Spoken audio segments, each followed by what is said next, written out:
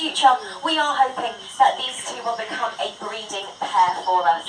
Now generally, in the wild, a bush dog female would have between 3 and 6 pups per litter, and they would all be born blind and immobile.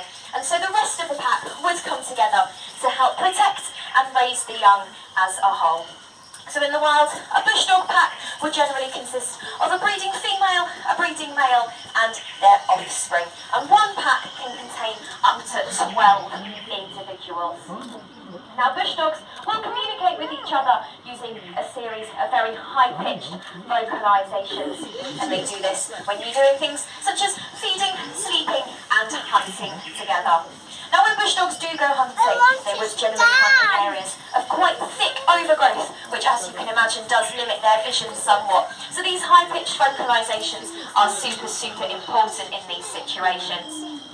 Now also when hunting, bush dogs have been known to split into 2 groups, with half of the bush dogs staying on land to chase their prey, and the other half going and waiting in the water. Now this is because lots of semi-aquatic prey animals will flee to water when they sense danger. One such example of this would be a capybara.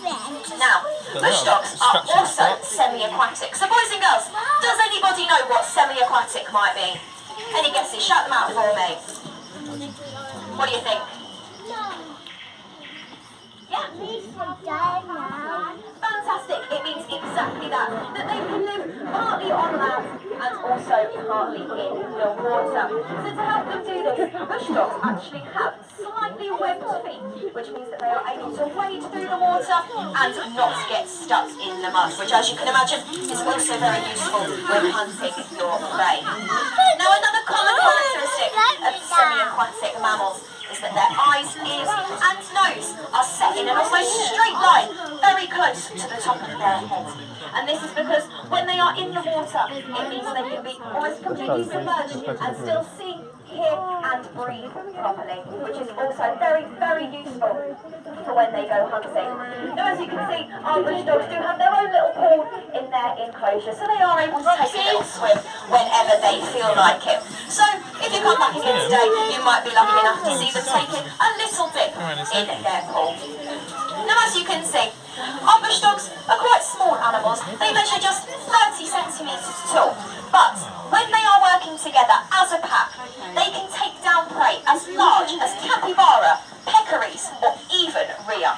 But more commonly, they would tend to go after slightly smaller prey, such as rodents, agouti and young capybara. Now if you have a close look into our enclosure, straight down the middle you'll be able to see a little zip line. Now we can use this zip line to hang their food from, which means that the bush dogs do have to jump nice and high to try and reach their food. Now this is because when hunting in the wild, it does take an awful lot of energy and an awful lot of hard work to catch their prey. So we would like to replicate that for them here and make sure that they are still working just as hard and using just as much energy to catch their food. Now bush dogs are a very rare and exclusive animal, and this means that it's very hard for us to find them in the wild. And as a result of this, in the past, we did actually think that bush dogs had gone extinct. So, much of what we do know today about bush dogs comes from being able to study them in captivity, as well as small, isolated observations of them in the wild.